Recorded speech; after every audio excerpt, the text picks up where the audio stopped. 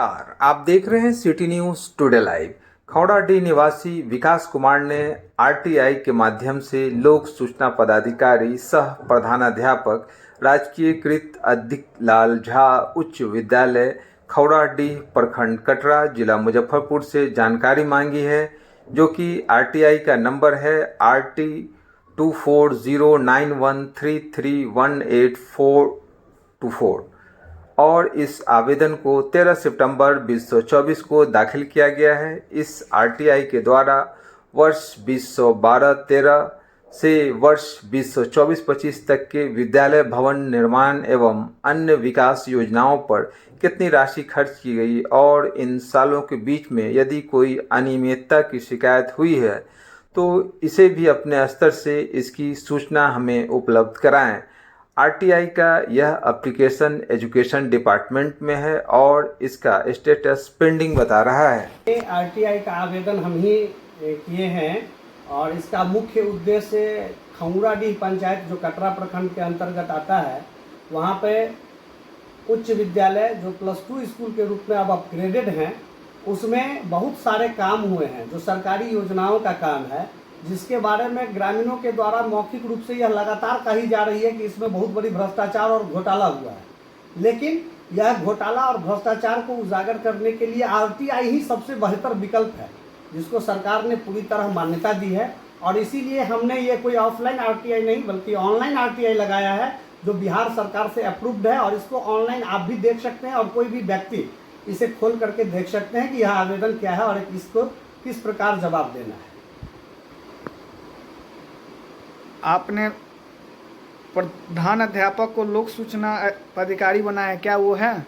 बिल्कुल, आरटीआई में यह स्पष्ट गाइडलाइन लिखा हुआ है कि जिनके पास कार्यालय है वो सभी लोक सूचना पदाधिकारी, यानी प्रथम लोक सूचना पदाधिकारी जो होंगे वो जिनके पास कार्यालय है वो सभी लोक सूचना पदाधिकारी के रूप में नामित है। और इसीलिए जब हमने आवेदन दिया तो आरटीआई द्वारा ये अप्रूव्ड किया गया है कि प्रधानाध्यापक ही लोक सूचना पदाधिकारी हो सकते हैं, क्यों नहीं हो सकते हैं।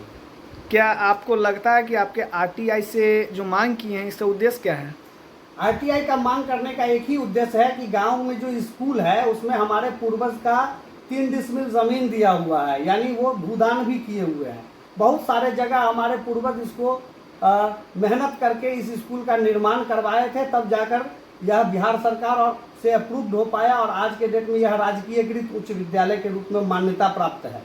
अब आप ही बताइए कि अगर स्कूल के कार्य में यदि गुणवत्तापूर्ण कार्य नहीं हो तो कहीं न कहीं दिक्कत है और इससे बच्चे के भविष्य पर प्रभाव पड़ेगा। ये विद्यालय है, यहाँ पढ़ाई होती है और पढ़ाई वाले जगह पर अगर भ्रष्टाचार की बू आती है तो कहीं से दिक्कत है। लेकिन इसकी जानकारी जब तक नहीं होगी हम किसी को दोषी करार नहीं दे सकते हैं।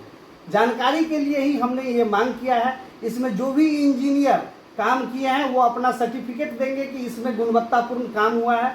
फिर इसके बाद हम आगे की कार्रवाई के लिए जितने भी इसमें मटेरियल लगे हैं उस मटेरियल को हम जांच के लिए आवेदन देंगे, जिसमें यह बेंगलुरु भेजा जाएगा, मल्टी टेस्टिंग लैब में भेजा जाएगा और उसके बाद बिहार सरकार अपने स्तर से कार्रवाई करेगी कि यदि इसके जांच में भी गुणवत्ता में कहीं कोई कमी होगी तो वो इंजीनियर भी फंसेंगे और जो भी उसमें काम किए हैं सब लोग दोषी होंगे। और इसका यही प्रक्रिया है, प्रथम प्रक्रिया आरटीआई ही है, जिससे यह सारा पोल खुल सकेगा यदि किसी तरह की भ्रष्टाचार होगी तो। क्या आपको लगता है कि आरटीआई से भ्रष्टाचार का उजागर हो जाएगा? बिल्कुल, आरटीआई बनाया ही इसीलिए गया है। ये लोकतंत्र है, जनता का अधिकार है। हर जनता के टैक्स के पैसे से सरकार चलती है और सरकार के पैसे से ही वो लोग जो भ्रष्टाचारी होते हैं वो भी खाते हैं। जिसको आप ऑफिसर कहते हैं, जिसको पदाधिकारी कहते हैं, तो भ्रष्टाचार करने का अधिकार किसी को भारत में नहीं मिला हुआ है, चाहे वो भारत के प्रधानमंत्री हो चाहे भारत का बच्चा हो। यहाँ दूध पीने से लेकर के कफन खरीदने तक का पैसा लगता है, उस पर टैक्स लगता है। जब बच्चा जन्म लेता है 2 दिन का होता है, दूध पीता है, उस दूध पर भी सरकार को टैक्स देती है। तो हर आदमी का पैसा उसमें यूज होता है और उस पैसे का अगर दुरुपयोग हो रहा है तो हर जनता को यह अधिकार मिला है कि आप वांछित सूचना प्राप्त कर सकते हैं और उसी के आधार पर हमने ये वांछित सूचना प्राप्त करने के लिए दिया है। और इसी आरटीआई के माध्यम से बच्चे को भुगतान की जाने वाली हर राशि, बच्चे को दिए जाने वाले साइकिल योजना, भवन निर्माण, मिट्टी भराई का काम, बाउंड्री का काम, स्कूल की स्थिति, सारी जानकारी इस आरटीआई में 2012-13 से अब तक यानी 2024-25 तक की सूचना सत्यापित करके प्रत्येक प्रति को सत्यापित करके प्रधानाध्यापक को देना चाहिए। हमारी बात भी हुई है फ़ोन से, वो अभी उपलब्ध नहीं है, हालांकि हम किन्हीं को रिसीव करा सकते हैं और ऑलरेडी शिक्षा विभाग के द्वारा भी उनको मेल द्वारा प्राप्त हो गया होगा, क्योंकि ये शिक्षा विभाग को भी चला गया है। और आगे की कार्रवाई हम आशा करते हैं कि प्रधानाध्यापक पूर्ण रूप से हमको सपोर्ट करेंगे और यह सूचना देने में वो मदद करेंगे। मैं विकास कुमार, ग्राम पोस्ट खमुराडीह, थाना कटरा, जिला मुजफ्फरपुर का अस्थायी निवासी हूँ। मैं खुद मास मीडिया का कोर्स करके और अभी किसी चैनल में कार्यरत नहीं हूँ, लेकिन जानकारी पूरा रखता हूँ और उस पर मैं काम करूँगा। एक समाज सेवी के रूप में मैं निश्चित रूप से गांव वाले के कथन को सत्य साबित करने की कोशिश करूंगा और निश्चित रूप से यदि कोई दोषी होंगे तो उस पर निश्चित कार्रवाई करवाने के लिए हम सतत प्रयासरत रहेंगे, क्योंकि गांव मेरा है, समाज मेरा है, हम समाज सेवी हैं।